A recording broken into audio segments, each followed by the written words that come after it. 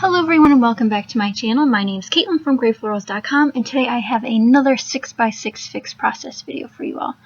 So I'm showing you the 3 6x6 papers I'll be using. Actually one of these I don't use, but that's okay. So I have one from crepe paper, which is the multicolored paper. The tiny pattern on the left is from Pebbles, and then the one on the right, which I'm not using, is from Studio Calico, and I will substitute that with a pattern paper from My Mind's Eye. And I believe it's the Here Is Happy collection, which is, all these papers are pretty old. I don't buy 6x6 paper pads anymore until I'm using up some of the ones I have. So this series will help me do that and help you do that. So hopefully it'll be a win-win for us. So first I'm going to outline all of these papers. I'm using a fine tip Le Pen, I think that's the brand, just black felt tip pen, and my T-square ruler to make lines like that. Now, I called this process, this 6x6 technique, the Clover technique, because the way I end up showing you how it's laid out kind of reminds me of a clover or a spade. I went with Clover because it has 3 prongs or leaves, whatever you want to call them. So I have this photo of my boyfriend from his birthday, and he has birthday pie, which will attribute to the title.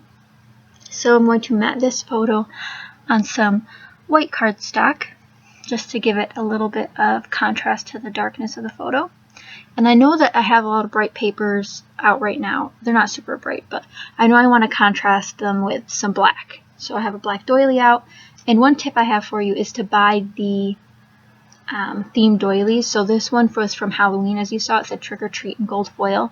But let's be honest, I'm not going to use it for Halloween. I'm just going to flip it over and use the other side that's plain black.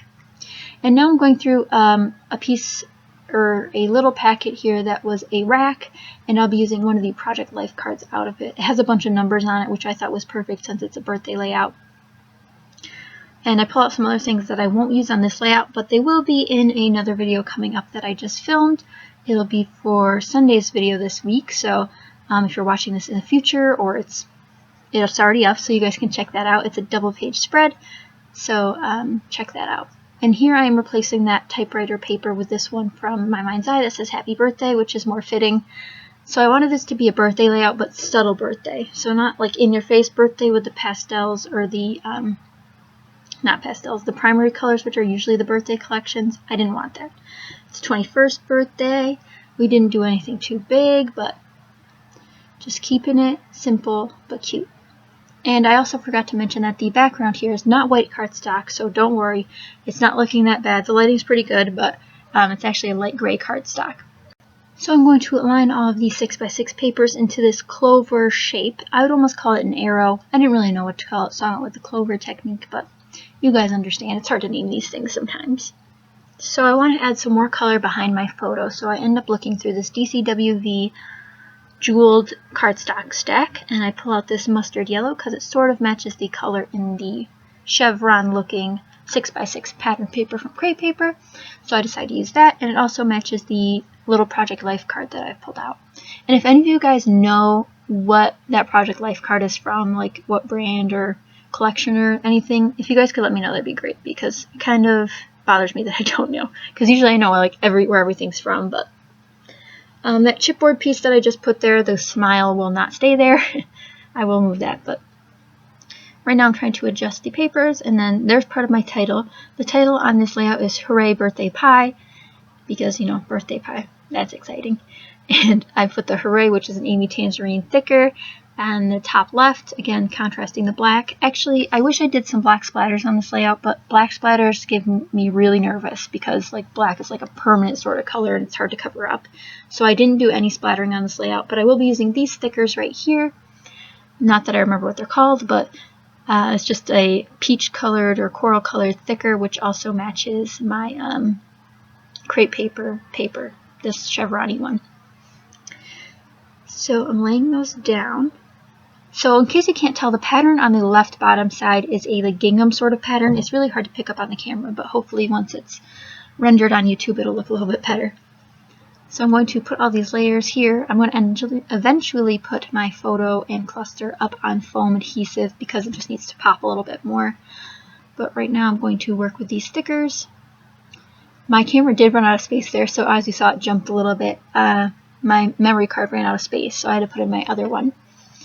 But the best thing I've ever done for this YouTube thing is buying a second battery to film with. I cannot tell you how many times my camera has been on low battery when I used to film, but now I can at least switch out the batteries and have one charged at all times, so it works a lot better.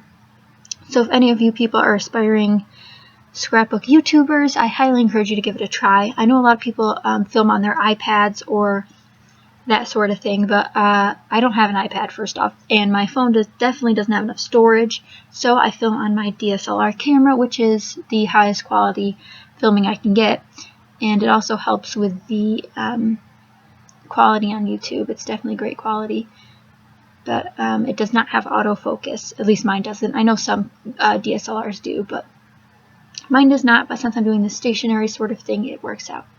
So I'm just using my T-square ruler to flatten that out. I thought about doing the Hooray down there, but then again, the contrast didn't work well, plus the photo was so dark I couldn't put it over it. And now I'm using some stickers that I got off of AliExpress. This is a chipboard sticker of an arrow, and I'm going to put it up there next to the Hooray, but it's too long, so I trim it twice. I think the saying is measure once, or measure twice, cut once. I did not do that. I measured twice and cut twice, but that's okay. And now I'm looking at some other chipboard pieces because I wanted to use a lot of dimension on this layout, but I end up not using any of the ones that I picked out. So I'm looking at word stickers now because I love to use word stickers. The real problem I'm having with my word sticker selection is that I have a bunch of these Tim Holtz ones, but they're all themed for the seasons, and I'm not going to use pumpkin a million times, but I'll try. So instead I'm using my Carpe Diem snap stickers. I think I use Hip Hip Hooray, Party Time. There were some really cute ones in there, so I highly recommend this stack of stickers. You get 8 sheets plus, it was like $5 plus coupon, so it's a really great deal. You can find more pictures of this layout at the end of this video, and even more pictures of this beautiful layout over on my blog, grayflorals.com. There's a link in the description down below in case you want to check that out. And I also encourage you guys to check out all of the other videos I have in this series. This is one of many 6x6 paper techniques I plan to share with you, and I hope to have a lot more because this is one of the things that I like to do most, is extending my supplies. So I'm looking through stickers. I do use one of these stickers. It's just a teal heart. I'm not sure if this is Echo Park or what brand it is, but definitely use that. Then I am going to add a bazillion sequins that I also got in the rack from a Facebook group onto my layout. But first, I told you earlier I was going to add foam behind my main centerpiece here, my photo and the elements next to it. And I really like how that turned out.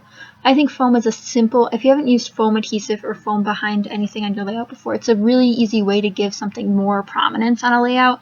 Plus it's inexpensive now. You can get a pack at Walmart or the dollar store, so it's easy to find usually. And it's not very thick, so don't worry about your scrapbooks being too thick. But after I glue this down with my fine line bottle and Scotch Quick Dry adhesive, I'm going to put on the sequins. Don't know where these sequins are from. No idea actually. But I do love the colors. There's lots of bright colors which match perfectly with this layout. And I'm just going to scatter some of those in the top left and the bottom right. And I'm basically using yellow, blue, green, maybe no green, yellow, blue, peach, and gray. So just really pulling out the colors from my page here. So I hope you guys enjoyed this 6x6 process video.